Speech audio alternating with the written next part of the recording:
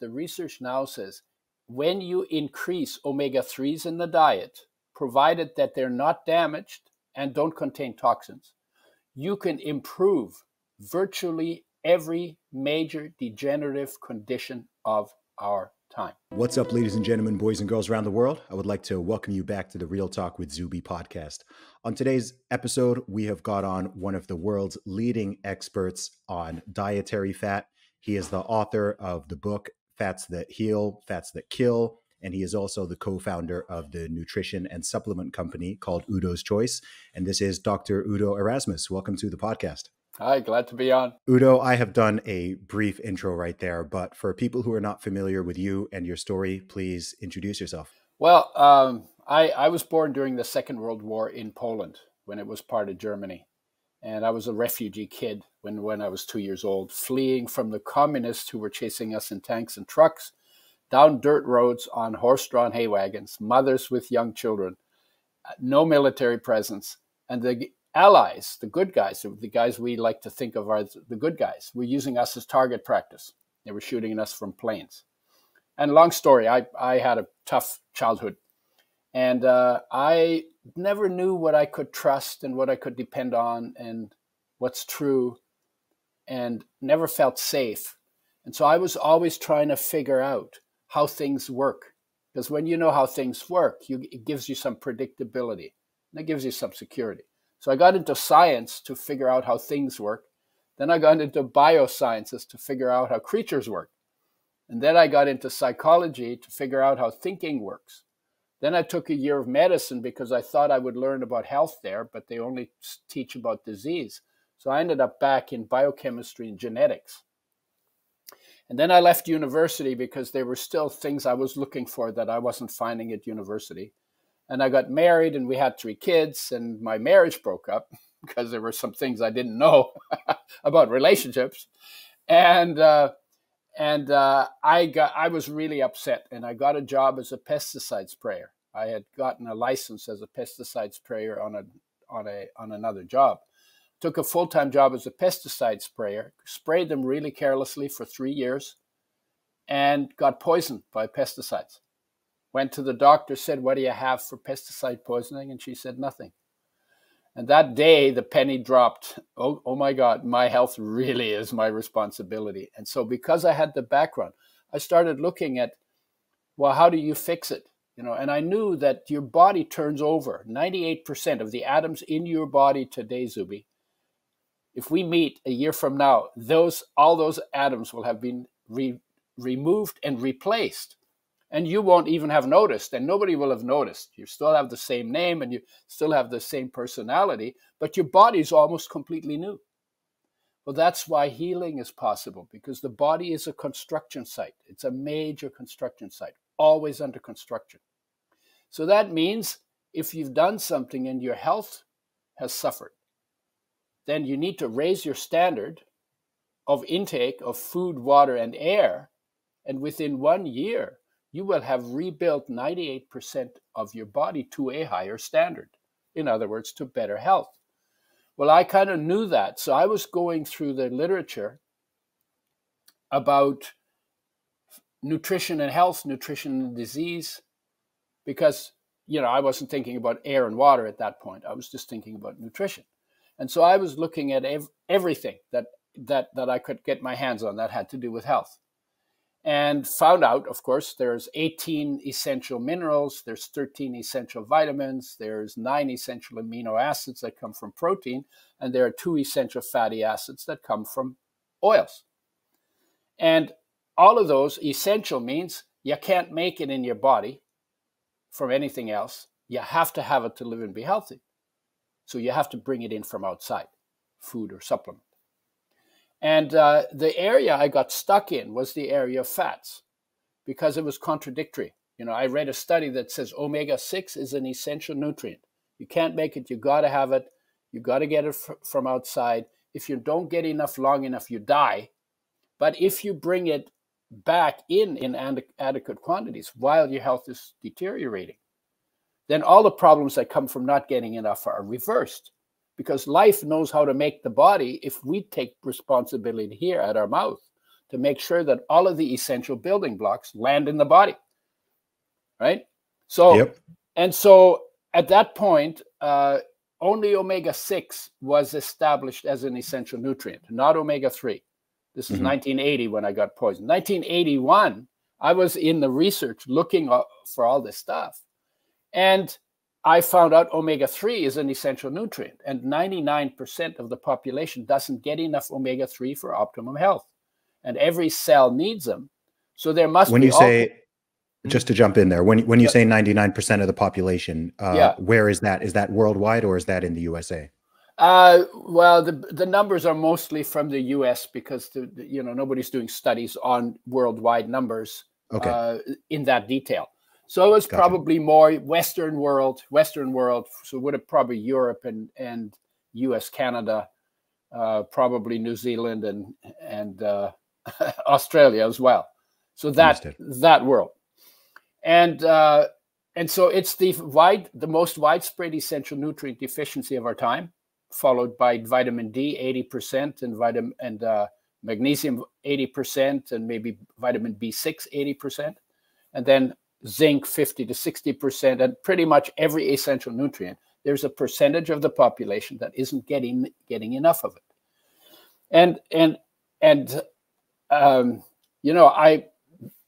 The other thing I found out is I started telling you a story. Okay, so omega-6 is an essential nutrient. You got to have it. Can't make it. Got to get it from outside. And the very next study I read, it says omega-6 gives you cancer and kills you.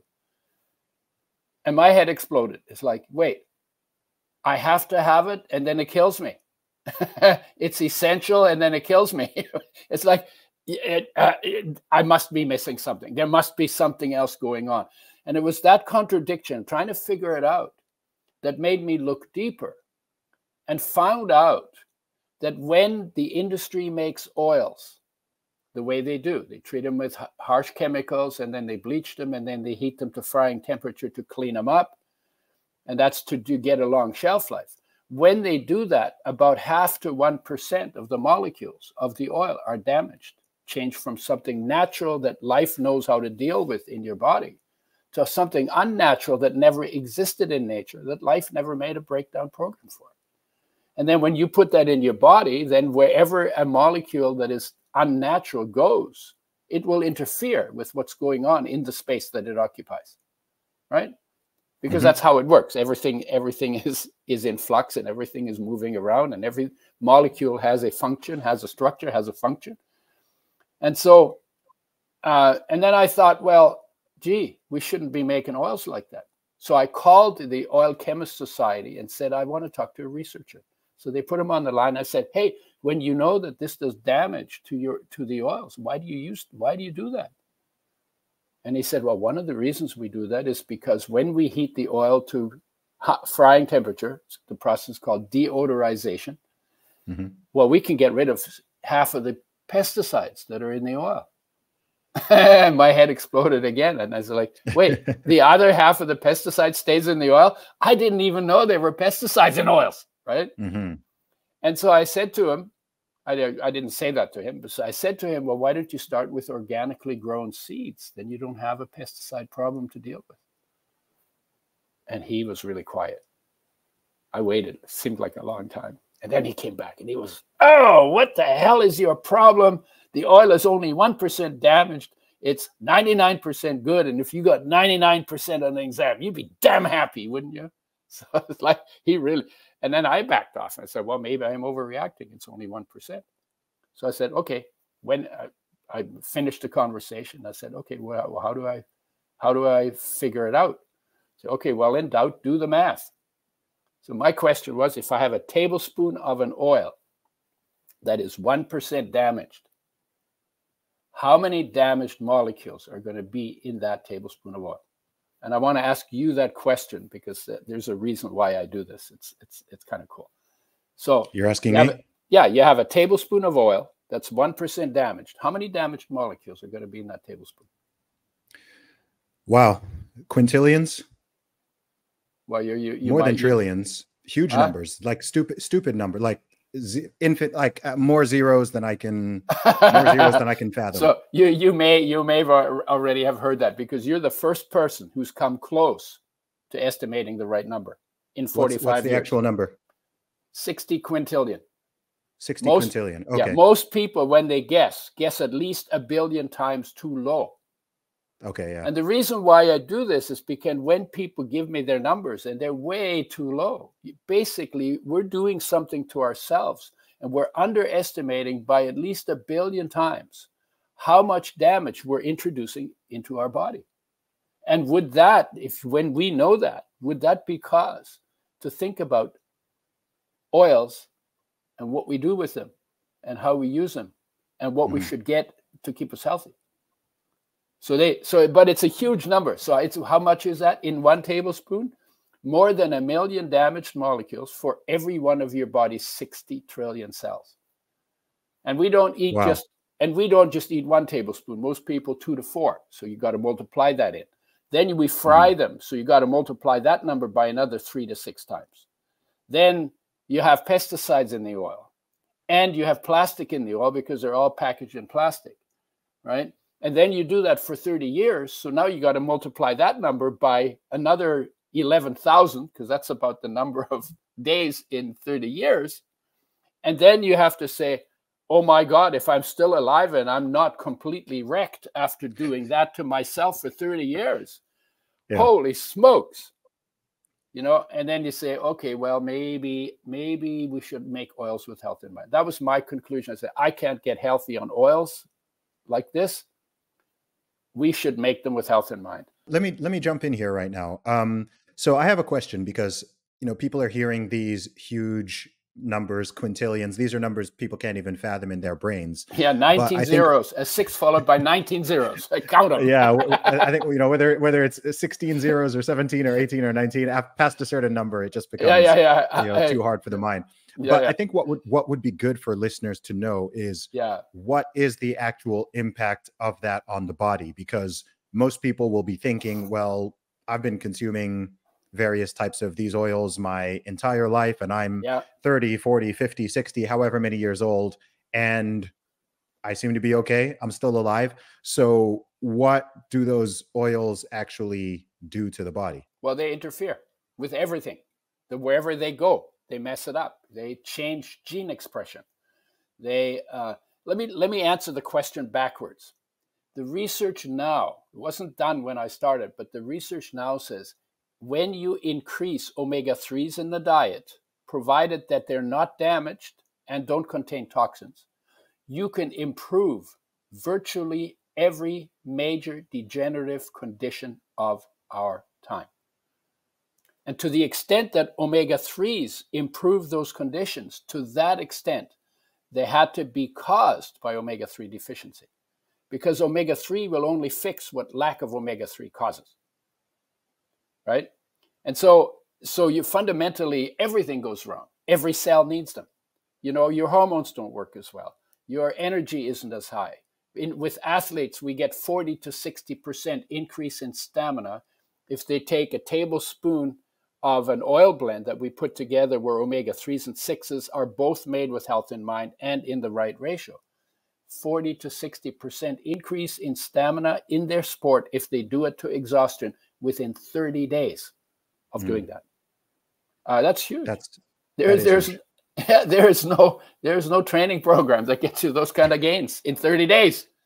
Not a single one, right? No, that's massive. Okay, go ahead. Sorry, carry on. And it's only because there's one essential nutrient that most people are not getting enough of.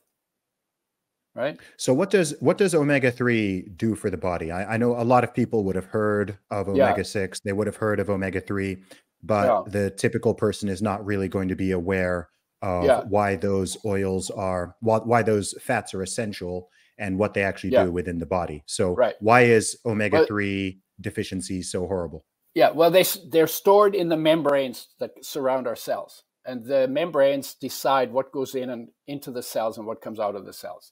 They make hormones work more effectively at the cell receptor level.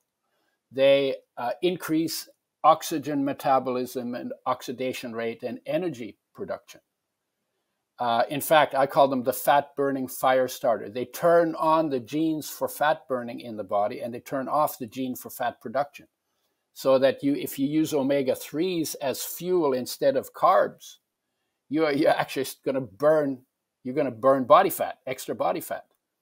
But you have to lower the carbs at the same time, because they will override the omega-3s. It's the way the body deals with carbs and fats.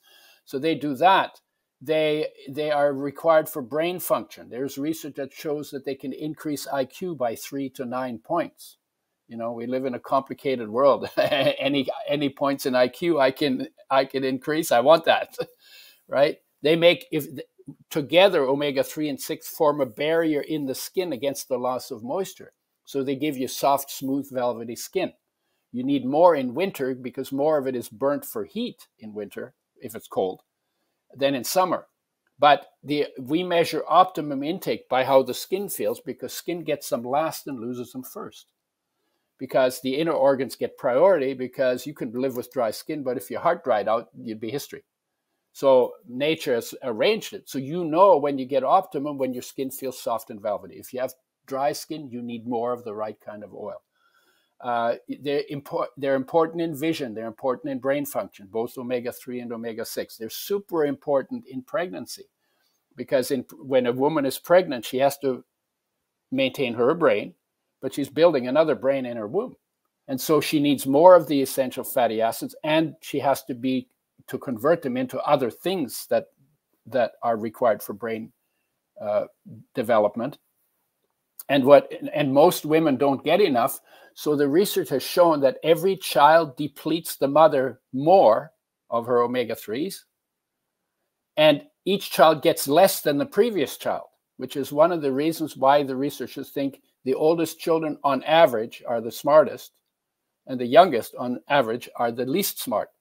Because well, you're talking to the youngest of 5 right here, so you're not making me feel great. But I'm the youngest of 4, and I'm smarter than all my siblings. Of course, they're not here to prove me wrong, but the truth is, it's not only about omega-3s, because there are other factors involved. But if you take all the youngest kids in North America, they will have the lowest average IQ, and it's because of depletion of the mother.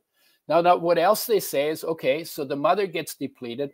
If she doesn't have enough omega-3s in her diet, then the kid will take it from her brain.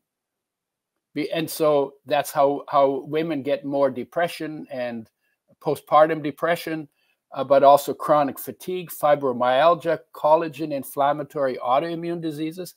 And women get those 2 to 15 times more than men do. And the researchers think it's the depletion of essential fatty acids during pregnancy that sets them up for those conditions in a way that men aren't set up, because men never get pregnant.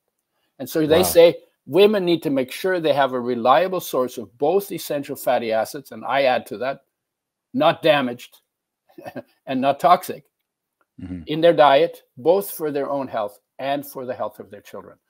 The essential fatty acids keep bones stronger because they inhibit the bone breakdown cells. I mean, it just goes on and on and on and on. The body makes out of the essential fatty acids, it makes hormone-like regulating substances that regulate what goes on in every cell in your body on a moment-to-moment basis, from conception until demise. So they have huge important functions. And they're the most sensitive of our nutrients, are damaged the easiest by light, by oxygen, by heat. And we've put them in the frying pan. They should get the most care, and we throw them in the frying pan. As I understand it, omega-3 fatty acids, omega-3 fats are ridiculously important for all stages of life, for people of all ages.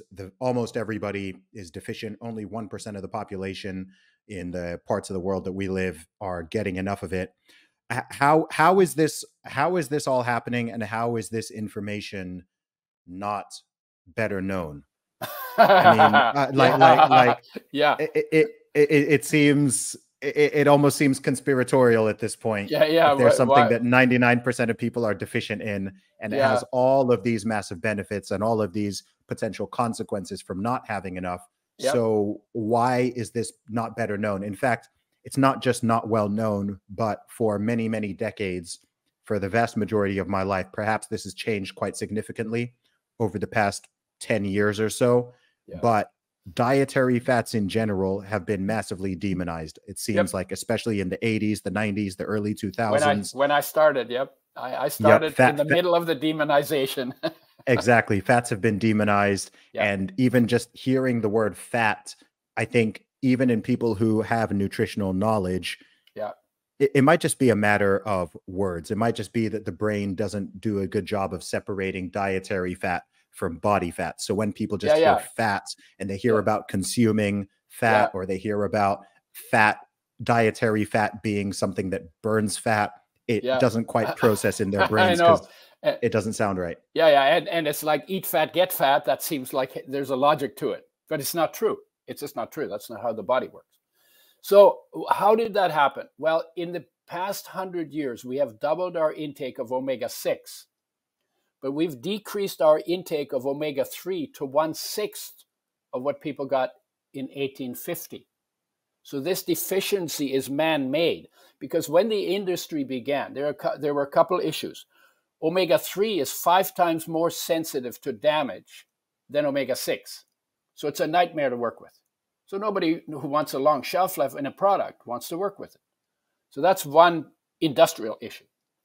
But then there's also that omega-3s, you find them at the North Pole and the South Pole in high quantities, because that's where it gets really cold, and that's where cold-blooded creatures like fish have to be able to get some high energy substance that allows them to function, like escape enemies at low temperatures when their body is the same temperature as their environment, right? So omega-3 is found at the North Pole, at the South Pole in high quantities. And as you go south and north from the poles, then you get into an area where omega-6s predominate. Then you get into the Mediterranean area where omega-9s predominate. Then you go to the tropics where saturated fats predominate. And omega-3s are warming oils, and saturated fats are cooling oils, right? So because omega-3s increase thermogenesis, they keep you warm in winter. You burn fat for heat, right? That's a warming oil. Well, the saturated fats are cooling. They kind of chill you out. They actually slow down energy production or heat production. So you want more saturated fats in the tropic if you're living outside. And you want more omega-3s near the poles if you're living outside. So then the other issue is there are far fewer sources of omega-3s than omega-6s. Every oil has omega-6 in it, but only a few oils have omega-3s in them. Like safflower and sunflower and corn oil have no omega-3s in them, less than 1%, right? But so it's easy to overlook if you eat seeds and nuts, peanuts and almonds and pistachios and pecans. They don't have any omega-3s in them, right? So when you just eat seeds and nuts, so it's harder to get them. So there's two issues. We've decreased our intake. There are fewer sources, and the industry doesn't like to work with something they have to take care of. You want shelf life, you don't want to work with omega-3s. And that's a big issue. So that's where I think that comes from. Originally, we got them from foods. A cow and horse gets omega-3s in grass. There's only 0.1% fat in grass, so it's very low in fat. But the fat in grass is 60% omega-3s and 40% omega-6. So they get more omega-3s in grass. A lot of that makes sense. I'm trying to understand how you were comparing people now to those in 1850.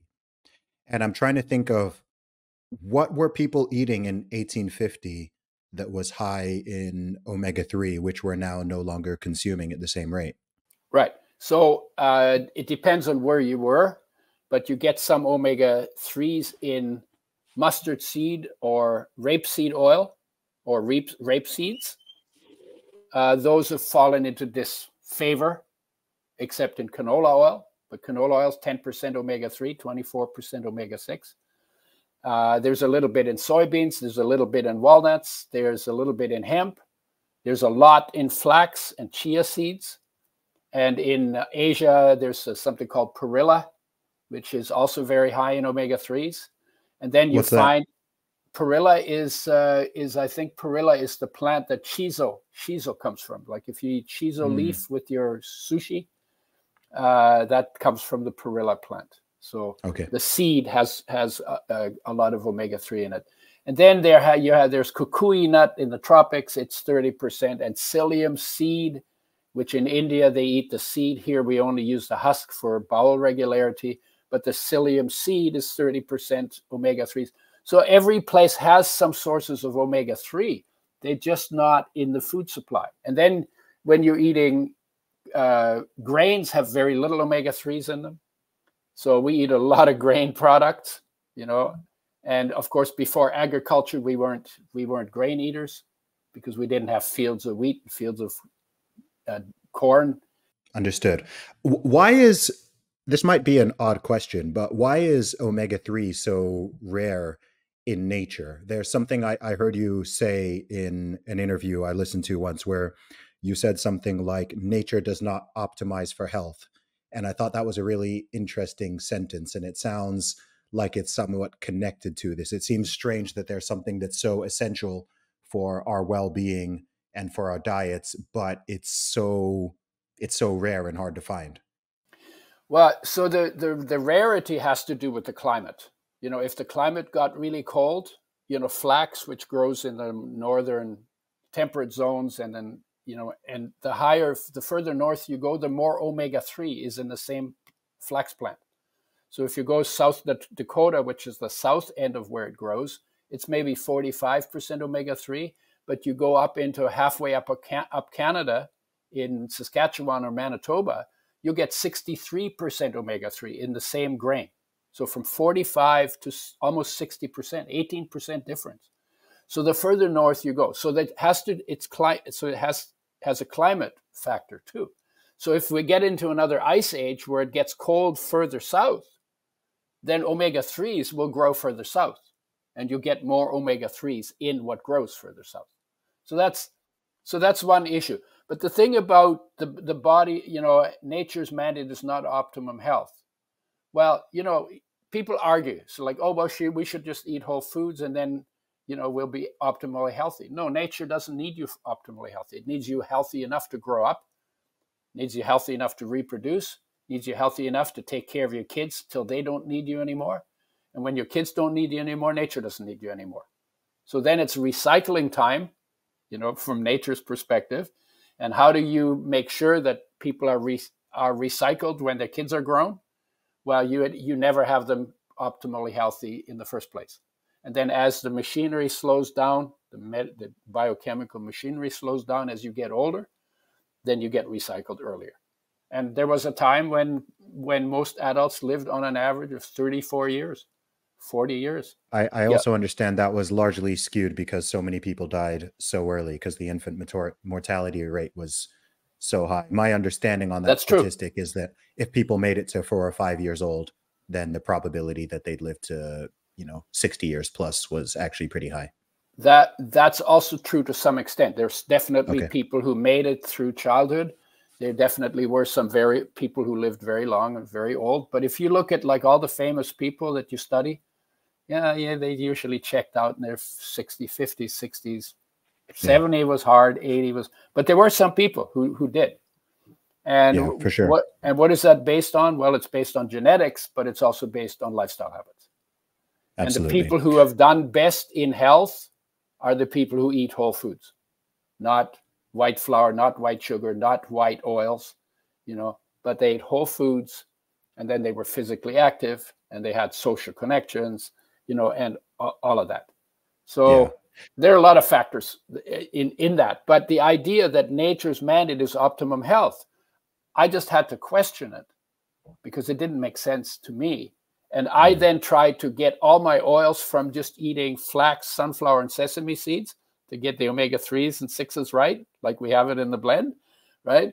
And within 3 months in California, in summer, where I need less oil, my skin was getting dry. I could not keep my skin from getting dry. So I couldn't get enough from just eating seeds. And that was always the argument. Why do you make oil? Why don't you just eat the seeds? So like, because I need more than that. Some people might be able to do it just on seeds. I can't. Right. So I'm just going with what's working. For me, it's just a practical issue. I hear that. I have a massive question. Yeah. Pardon the pun when I say massive, but what is going on, not just in the USA and across the West, but in terms of the overweight and the obesity rates?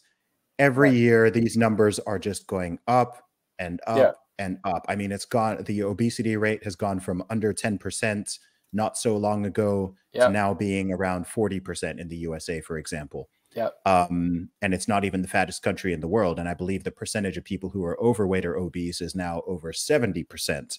And, you know, as much as people would like to cope and pretend that this is because there's all these bodybuilders and powerlifters out there, that's not really the case. Those are the only healthy overweight people are Arnold and his crew. Yeah. So what exactly? Look, everyone's got their. Some of it is obvious, and we've touched on some of it, but it certainly seems like there is something a little bit more hidden and less obvious, perhaps, that has been going on in modern Western diets, which has just led to this massive continuous rise in obesity. So what is your analysis on that? Okay, so there are two reasons why people get overweight. Well, three if you include Arnold, but there are two reasons why people become overweight and obese. One is inflammation, which leads to water retention. And the other is eating more carbs than you burn. And when you eat more carbs than you burn, especially when you eat them in a refined form where they're absorbed very quickly, your body, to protect itself, will turn excess carbs that you don't burn into fats for storage. And that mechanism was good during times when there were feasts and famines. But now we have no famines. So your body stores the fat. If you had a famine, then the overweight people would survive longer than skinny people. But we don't get the famines. So we get overeat. And then, of course, there are social factors as well. Like, you know, when I'm depressed, you know, sometimes food is my only friend. And then I'm eating for psychological reasons. I'm not eating when I'm hungry, and I'm not stopping eating when the hunger's gone. That's what we're supposed to do, right? But I'm eating because food is my friend, and it's a nice entertainment, and it's like, it feels good, and I like the taste, and I like the texture, and whatever it is, it becomes my entertainment. And then you live in a time where there's a lot of social pressure, and people are anxious, and people are depressed, and people are fearful, and they're confused, and they're overwhelmed. And when you get stressed, one of the it's very easy to overeat, because when you're stressed eating, you're basically bringing fuel in for the fight or flight that's about to happen. But our stress isn't fight or flight stress, because it's not physical. There's no bears chasing us most of the time, right? We got stress, but we don't have any physical outlet for that. So we don't run like hell to escape it. We just sit and stew in our stress. And then overeating is often part of that. Now we have to be more deliberate these days than we used to be when there were no such things as white sugar and white flour and concentrated foods. Now, the other thing with inflammation, when you eat sugar cane, you get the sugar, but in the cane, there's also antioxidants. They protect you. I call them spark control. You know, you want to build a fire in your body, that's your energy. But the bigger the fire, the more sparks it throws. So that means the more spark control you need. We call those sparks free radicals, and they damage tissue. And then you get inflammation. The immune system produces inflammation because it tries to isolate whatever these sparks are and then take them down. But we don't have the antioxidants that take down the spark control. So we're going to get more inflammation. White sugar gives you inflammation. Why would white sugar give you inflammation? It's just a fuel molecule because it produces free radicals, and we don't have the balance with the antioxidants and anti-inflammatories that we need. We've had people who lost 60 pounds in a couple of weeks, in 3 weeks, 60 pounds of overweight. They just peed it out because it was inflammation. And when you deal with the inflammation, then the tissues shrink, the water's released, and you basically pee it out through your kidneys, right? So omega-3s turn into their own spark control. Omega-3s build a really good fire in your body. So they give you lots of energy. That's why athletes do so well on it. But part of the omega-3s actually turn into antioxidants. So it is the only molecule among all of our nutrient molecules that it both gives you the fire and protects you against the sparks. Same molecule is turned into spark control in the body. 80% burned for energy, 20% turned into other molecules, including spark control and anti-inflammatory molecules. Kind of cool. Omega-3. Yeah, it's like, wow, who came up with that?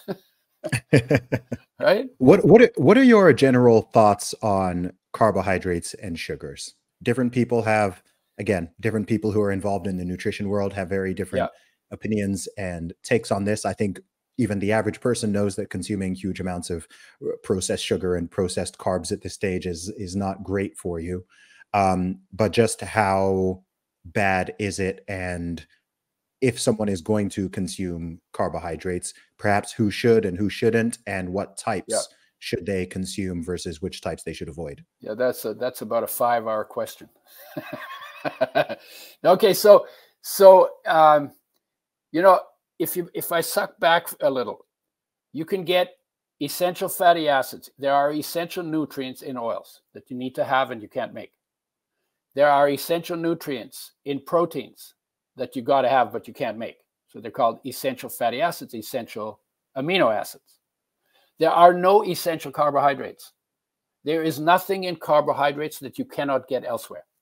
They may have minerals in them and some vitamins in them, but you can get those in other places. So carbohydrates, from the perspective of essential nutrients, is the least important food on the planet. They give you energy, and if you're working hard, then that energy, you'll burn that energy. But there's nothing in them you actually have to have. So I tend to be more in the direction of eating greens, good fats, and proteins. So I eat greens, seeds, and nuts. That's where my focus is. I have no sugar in my house. I have no bread in my house. There's no white flour in my house. And I don't use any of the colorless, odorless, tasteless oils that the industry makes, because I call those the white oils. I get my oils made with health in mind, and I eat seeds and nuts. When you say the white oils, just to be specific for clarity for the listeners, which ones are those? I think I know what you mean by that, but all the ones in plastic bottles that line the shelves of all the grocery stores, that are colorless, odorless, tasteless, that have been treated with sodium hydroxide, phosphoric acid, bleached, and then heated to frying temperature to clean them up. And all of that's done for shelf life. So all those shelf-stable oils I call them white oils, except for extra virgin olive oil, which is made in a different way, if it's really extra virgin olive oil. But sometimes they cheat on the olive oil too. So when you say white oils, you mean what a lot of people would call seed oils. So your sunflower oil, vegetable oil, and so on. Yeah, the highly processed. A lot of people now are saying, don't use seed oils, don't use omega-6s. That's bad advice. You shouldn't use because they're blaming omega-6s for the damage done by processing. And nobody's talking about the damage done by processing, because that's the key issue in the arena of oils and the damage that they can do. And then that's the other thing, is we get a lot of omega-6s because they're in all the seeds and oils. We don't get enough omega-3s, so we need to change the ratio of omega-3 to 6, bring in more omega-3s, and then get the omega-6s also made with health in mind. Again, that's what we do in the blend. everything you need, right ratio, in glass, organic, no pesticides, no plastics, you know, and made with health in mind, without that damage that gets you a million damaged molecules for every cell in your body in a tablespoon, right? So we addressed that problem 45 years ago. And most people who talk against oils haven't, you know, it's true, the colorless, odorless, tasteless oils cause problems, but they're only telling you what's wrong. They're not telling you what's right. They haven't fixed it. We fixed it. We fixed it 45 years ago. And the people who write those books never talk to me. Not one of those people has ever talked to me. So they just talked, and they've only done half their homework. I did all the homework. That's why we found a solution for it. I hear that. Why is frying so bad? I've heard you talk about just how terrible frying is in the way that people typically do it. So what are the dangers of fried foods? Okay. Well, fried oils fry health. You know, oils are vindictive. They treat you like you treat them. If you fry them, they will fry your health. If you treat them with care, they will take care of your health.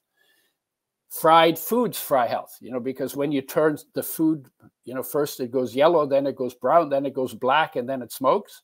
Well, you're changing food molecules into unnatural molecules, including carcinogenic molecules. And the association between frying and inflammation, and frying increasing the risk of cancer, is well studied and is pretty well established. So why is that? Well, because these are the sensitive nutrients, the most sensitive nutrients. Light damages them. It causes free radicals. Then you get chain reactions that damage a lot of molecules. Oxygen makes them go rancid. And heat, high heat, twists the molecules and changes them and creates trans fatty acids. Lots of other problems too. And they're literally all kinds of fragmented and cyclized and double bond changed and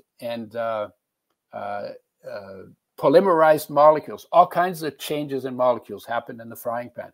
Frying is the stupidest thing we have ever invented to do to our food from the perspective of health. So what you're doing is you're damaging everything. And when you have oil in a frying pan, it's being damaged by light, by oxygen, and by high temperature, all at the same time. Right? And when you overheat protein or starch or fats, all three of them increase inflammation and the risk of cancer, independent of the others. All of them do. So this is like burning food. Is dumb, dumb, dumb, because nature's mandate was fresh, whole, raw, organic for every creature that eats. In nature, other than us, it's all fresh, whole, raw, organic, right? We're supposed to be eating raw, right? Because there are enzymes and probiotics in raw foods, on raw foods, that improve digestion, and protect you from all kinds of problems in your digestive tract. Okay. I mean, I'm intrigued by the we're supposed to be eating raw statement. I mean, I know most people will eat some raw foods, certain fruits, certain vegetables, things like that. But as far as I know, through most of at least modern history, and in certainly every country that I've ever been to, which is a lot of them, you know, people typically like to have their food cooked and even struggle to digest things that are raw. So how does that balance out? Well, if you're used to eating cooked foods and then you want to go raw, you have to do it gradually, because you have to rebuild your system for a different food supply. That makes sense, right? If you use it or lose it, right? That applies to digestion too. So if you're always eating cooked food, your digestive system will become weaker. And then if you're talking about meat, you know, meat is actually easier to digest raw than cooked. But most people don't eat it, except in Japan, sushi, and in Italy, prosciutto, and in Germany, they eat raw hamburger. They put raw hamburger meat with green onions, so they eat that raw. So even eating raw meat is not that strange an idea, right? I think it's pretty strange. Well, I guess it's what you're used. I mean, I know that, I know there are exceptions. I know there's, you know, no, I guess it's carpaccio and sushi no. and things. What I say to you then is, well, I guess that's what you're used to, Yeah, I'm right? definitely used to And eating then you cooked food. obviously, the first time I ate sushi, I had a Japanese professor at university. So he took us out for sushi, and they brought us sashimi, which was like tuna, raw tuna slabs. And I looked at that and it was like, I can't believe it. They're serving us dead raw fish, right? And so I had a really hard time with it, but I got used to it, and it's actually very easy to digest. I love sushi. I love sushi. So there you go. I'm not sold on you know, other meats So eating them raw. Right, but yeah, and of course what about the obviously there's a risk of various types of disease with that, and particularly if you're looking at things like poultry and pork. Yeah, if the meat's contaminated, then you have to cook it to kill the bugs. Yeah. And the way we used to have chicken in the barnyard, they weren't polluted. The way we grow them now, you know, in close quarters with millions of other chickens, you know, and using all kinds of antibiotics, which, you know, mess up the digestive tract's immune function. You know, so if the meat is contaminated, then you can't eat it raw. That's like that. You know, but why the meat's contaminated? We created that because we wanted to mass produce everything because we could make more money. So we weren't thinking about health in any of that. We were thinking about money, right? I think you're also thinking about billions of new human beings coming into the world and needing to be able to feed everybody. Well, that's what they say, but I don't buy it. I know. Fair enough. If you live in the city, and that's something we created. So millions of people live in cities. They don't have a plot of land where they can grow their own food. Well, yeah, then they're going to depend on somebody else doing it for them. Right? For sure. I have a question because look, most people who are listening to this most likely do live in cities, and they're probably not. We're probably not going to convince them to start eating raw meat and so on. So, but what I really do want to do is meet people where they are. Yeah. So if I'm just thinking of the average person listening to this, what are some sort of quick, practical, easy wins that they can get in terms of their nutrition, in terms of some simple changes that they can make? Okay. So if you're going to eat your foods cooked, then what you need to do, you need to replace the digestive enzymes that are in raw food that you destroyed. You need to replace those. So you take a load off your digestive system, because your digestive system was made for raw food. When you cook them, your digestive system has to do more than twice the work. Give it the help with the digestive enzymes, replace those enzymes. Because if your digestion doesn't keep up because you cooked it, then your immune system has to get involved. And then your immune system is not free to do its other jobs. So replace the digestive enzymes that were destroyed when foods were cooked, and replace the probiotics that were killed when the foods were cooked. So those two things will help your digestive tract. Then eat more fiber. That means plant-based. Sorry. How do you do that? Oh, you take them as supplements. Just take. So literally, I take an enzyme supplement. You take take a capsule of enzymes, or you could open them and mix them in the food after the food is cool enough to eat. And the same thing with the probiotics, you take supplements. I brush my teeth with probiotics in the evening because your mouth needs probiotics too.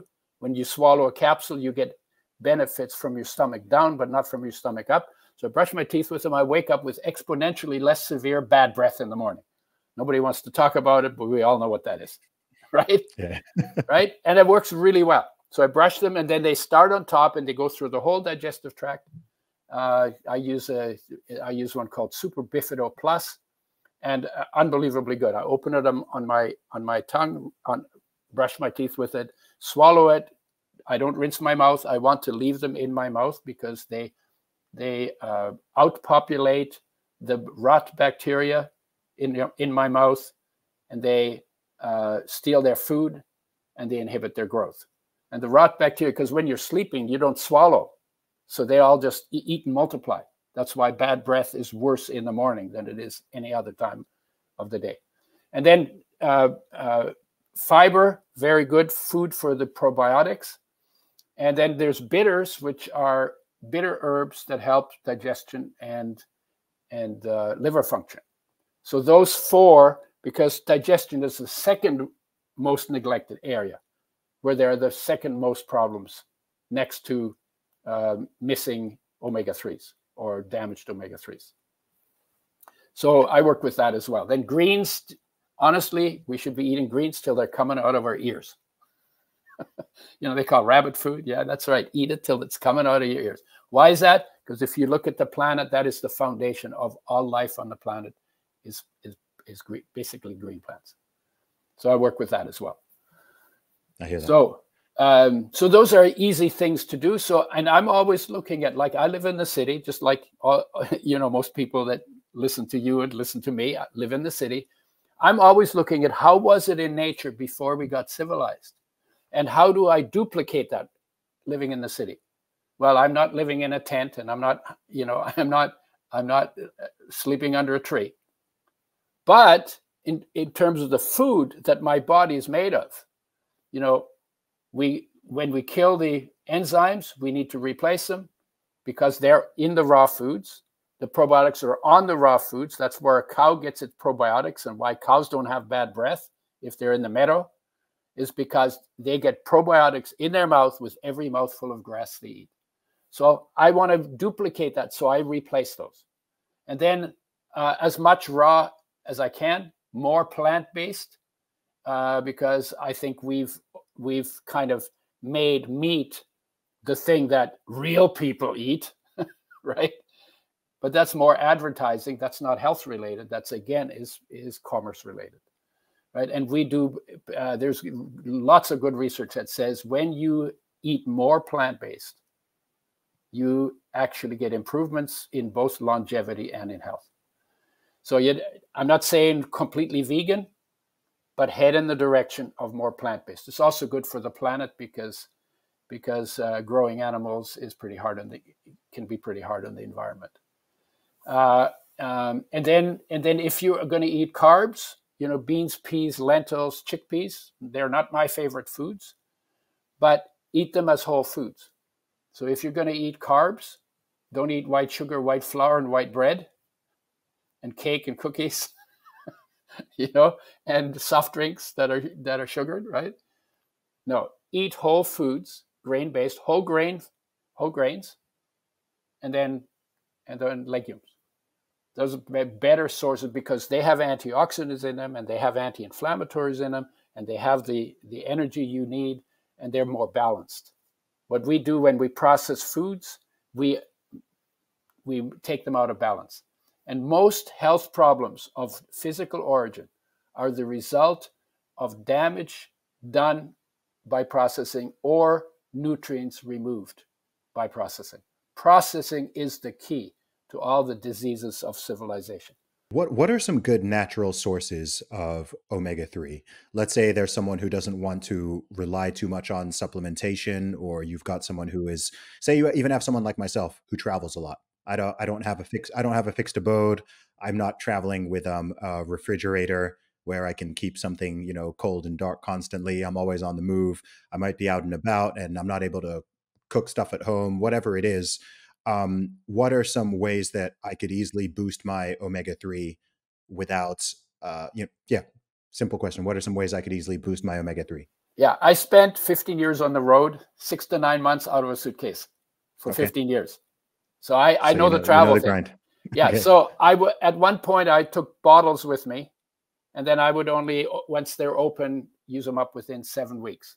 So I had bottles of Udo's oil in my hand luggage but then it was like a mess. And then it was like, oh yeah, you put them in the suitcase and you go on a longer trip. And if the bottle opens, you got oil all over your underwear. So we created capsules for that makes it a little easier. That's one. But the other thing that you can do, if you don't want to do capsules or oil, then you get flax seeds and you can take them whole, but then you have to chew them up. You have to break them down. So if you have a blender, if you have access to a blender, then you blend them into a shake or a smoothie. Same with sunflower and sesame seeds. Those are sunflower and sesame sources of omega-3s that are not damaged. You want to get them organic if you can. Flax, organic, and you blend them in shakes, and then you get some of the essential fatty acids. And if you take a ratio of, you can make it at home, 5 tablespoons of flax with 3 tablespoons of sunflower and sesame together, then you get about the 2-to-1 ratio that we use. It high grades the omega-3s. You blend that into a shake, and then you're getting the ratio right as well. So that's, and then chia seeds, but chia seeds are kind of very slippery, and flax is a better source. I think it's cheaper too. So flax is probably the simplest, the easiest source of getting omega-3s that are undamaged if you grind them fresh, or and you get them organic. And then you get fiber and minerals and protein in it as well. For people who live closer to the equator, which is a large chunk of the human population, I mean, where are they getting omega-3s from, or are they just totally deficient? No, they have omega-3s. They all have sources, and I don't know all the sources because I haven't been to all the tropical countries. But every tropical country I've been to, I've found omega-3 sources. Psyllium seed in India, kukui nut in the Pacific Islands, chia seed in southern U.S. with the Tarahumara Indians. What about parts of the Middle East or Africa? I'm thinking in particular, because my family's originally from Nigeria, and I'm just thinking in that region, what are the foods that people are getting lots of omega? Okay, for one thing, everything that's green has omega-3s in it. So omega-3s are part of all green foods. I don't know. I've been to Nigeria. I was just in Lagos. I did not get out in nature, and I was not with people who knew the plants and foods of Nigeria. So I don't know for Africa, but they're everywhere. Green foods, if you eat greens till they're coming out of your ears, you're going to get enough omega-3 to not die prematurely. Okay. And you'll live longer than the people who are getting damaged oils in plastic bottles. Yeah, I understand that. I think maybe to some people it sounds a little bit odd, because when you think of greens, you don't think of fat. You think of greens as being essentially fat-free foods. Well, so the idea that they have these omega-3s in them, I think may confuse some people. Right, but they're not fat-free. Yes. Every whole food has fat in it. Fruit too. Only 0.1%. Not a lot. Okay. But it has to have some fat in it. Everything does. And all greens have more omega-3 in their fat than omega-6s. Fruit, not so much. So what about fruit? We haven't spoken about fruit. I mean, you talked about sugars and carbohydrates, and there will be some people who are out there thinking, well, what about fruit or different types of fruit? What's your personal thoughts on that?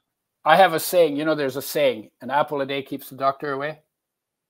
I added another part to that. Is the second apple brings him back unless you throw the apple at him to keep him away. Okay, right? Interesting. Tell me more. Right. Well, because fruit has sugar in it.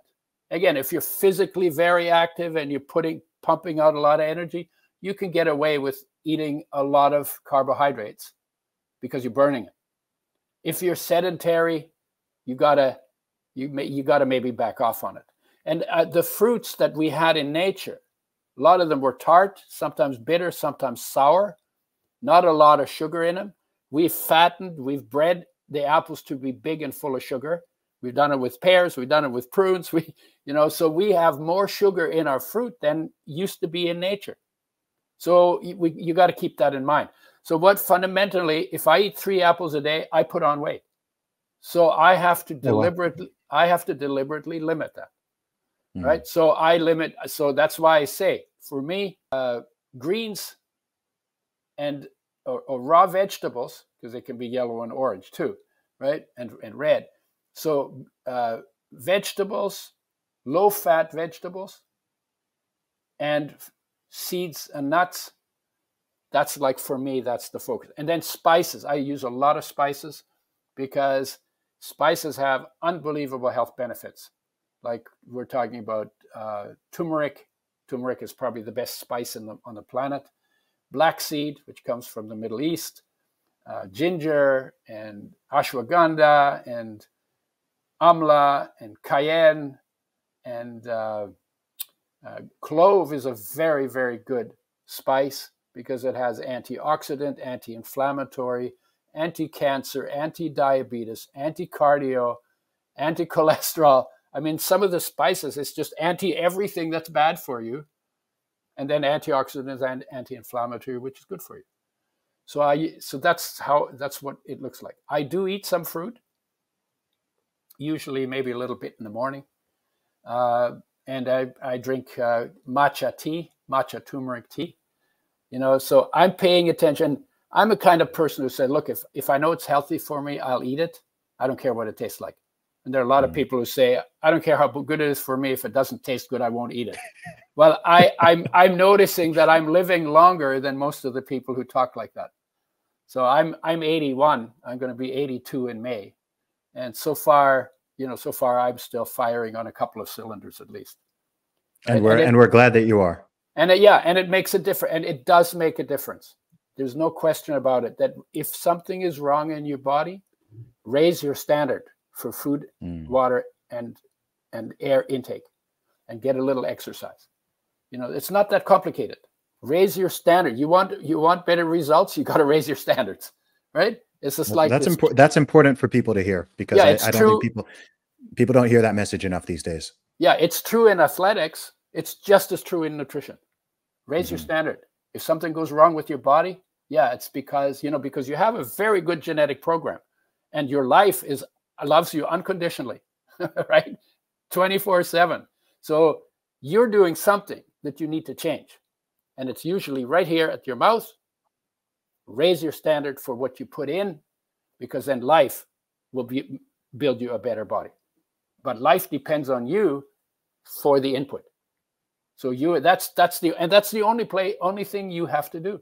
After you swallow it, it's not in your control anymore. Then life is doing what it can with what you gave it to do.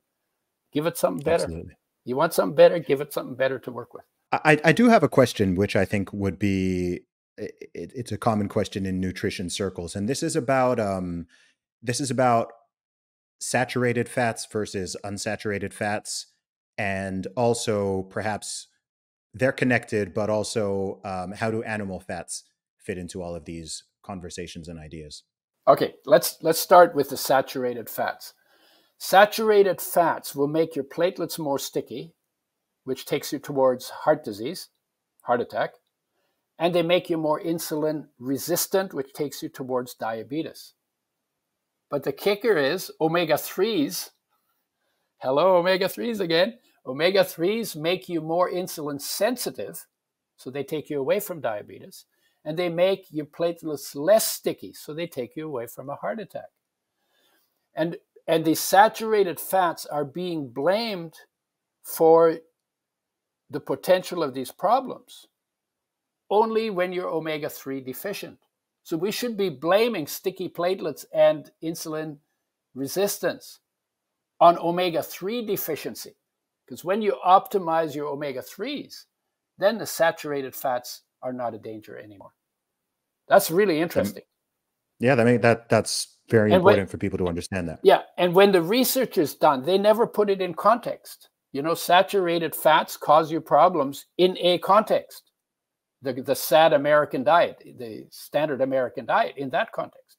But if you get the diet put together right and you get all your essential nutrients, then the saturated fats don't have that problem. Okay. Are there omega-3s in any animal fat sources? Oh, sure. In the high-fat cold water fish, and in seals, course, yeah. and seals and whales, and even polar bears. But nobody's eating polar bears on a regular basis, or whales for that matter, right? But they're there. Those are a bit tricky. Okay. Yeah, they're there because there's omega-3 in their diet, and actually, it's in the ocean.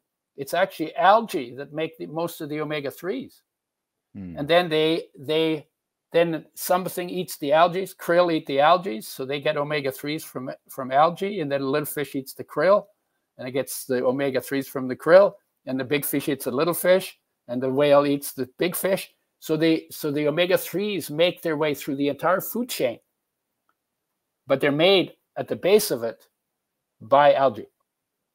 Are there any omega-3s in commonly eaten land animals?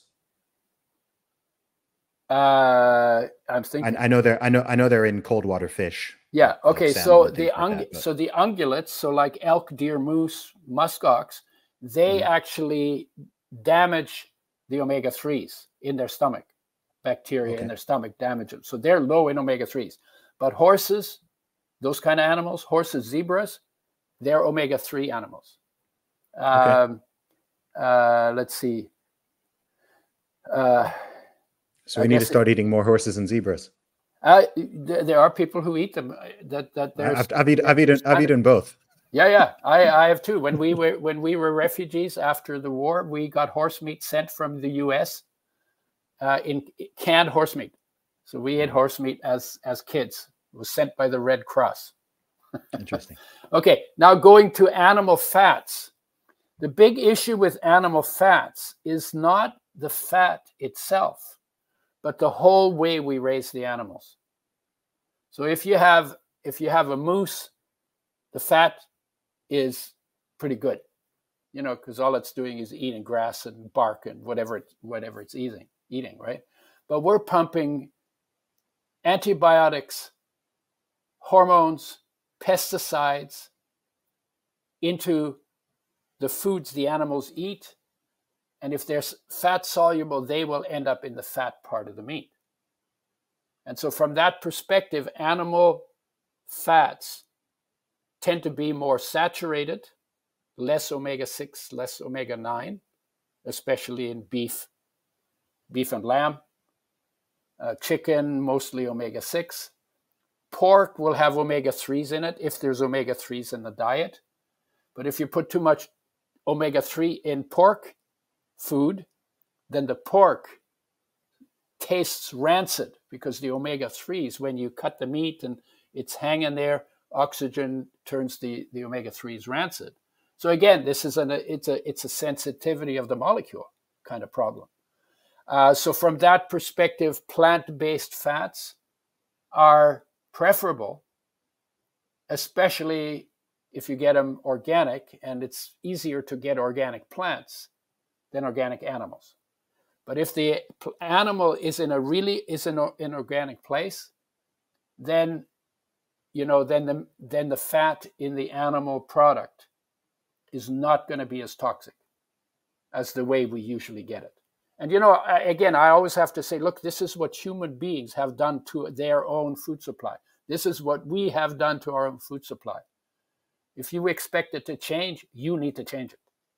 If I want it to be different, I need to do something to change it. One of the ways to do that is spend your money on organic, because then you're taking money away from people who put pesticides in your meat, and you're giving it to someone who's growing your meat clean.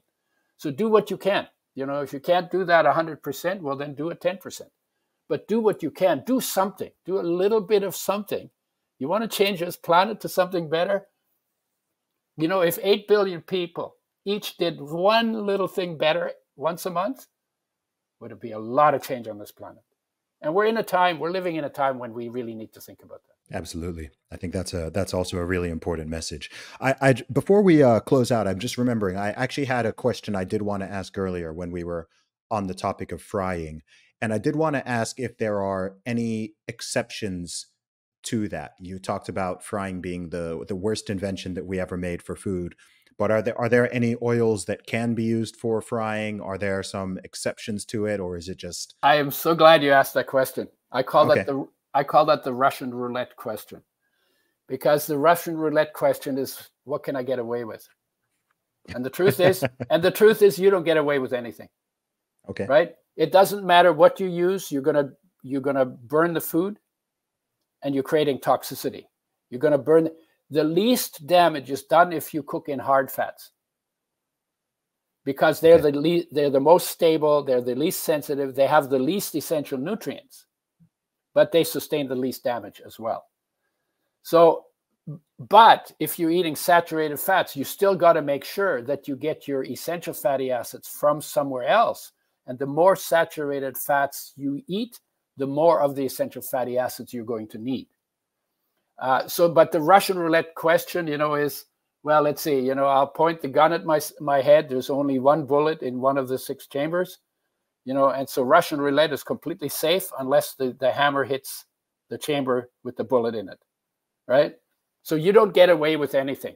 So, and I call it the Russian roulette question. I always say, we should ask a better question. What is the better question? What do I need to put in place in order to have the healthiest, longest, most fulfilling life that is possible for me to have, given what I've been given?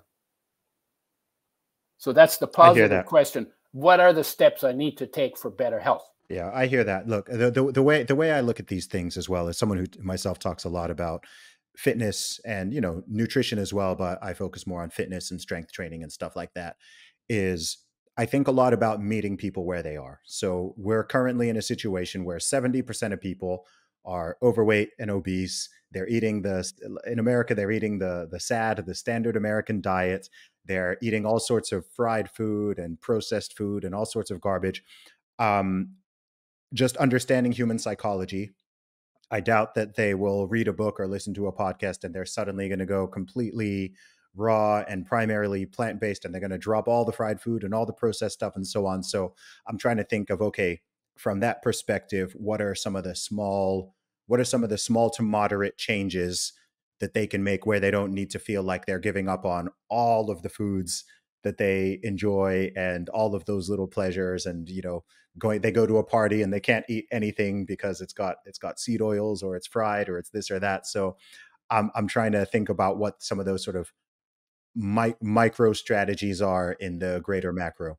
Yeah, and I completely understand that. And for all of the people who are overweight, pointing out that it's better to ask a health question than a Russian roulette question is one little step in the right direction, right? Because it's when we have insights, I've noticed that when I have insights, something, the penny drops. I have a flash of understanding. When I have an insight, I own the insight, and I work on that insight. If you tell me do this and do that, you say, oh well, that's just you talking, right? And I say, oh yeah, whatever. It's but when I have the insight and I get it, all of a sudden, I have the power to make the change. So what are the insights that we need to, and sometimes it's good just to sit down and get really quiet, really, really, really quiet, as still as you can, and just what comes to you in understanding about your life and how to live it.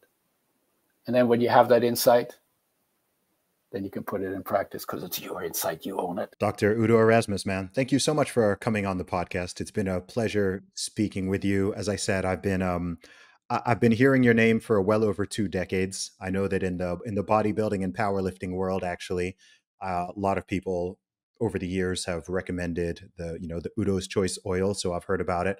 I've bought several bottles myself over the years. I would love to travel with it, but I've tried it once and it got a bit messy. At home, use the bottled oil, and at some point maybe we should do something on total health and human nature. No doubt, absolutely. But I'm very grateful for all the work you've done over the decades and for all the people that you've helped. It's so important, I think, now more than ever, because we just live in such an unhealthy time. So I just want to give you your flowers, as they say. Yeah, so I appreciate you. Thank you. And my flowers, it is a labor of love. When I found out that omega-3s could help 99% of the population, I went ballistic. I said, oh my God, we could help so many people. And it feels really good when you help, feels good in your heart when you help.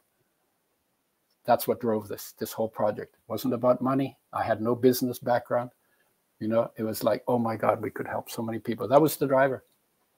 And I came out of the war, right? So I'm always thinking, we could live better than we do. what can I do? What can I do to get as many people as possible in that direction? That's a good life philosophy. Thank you so much for coming on the show. All right. Thank you.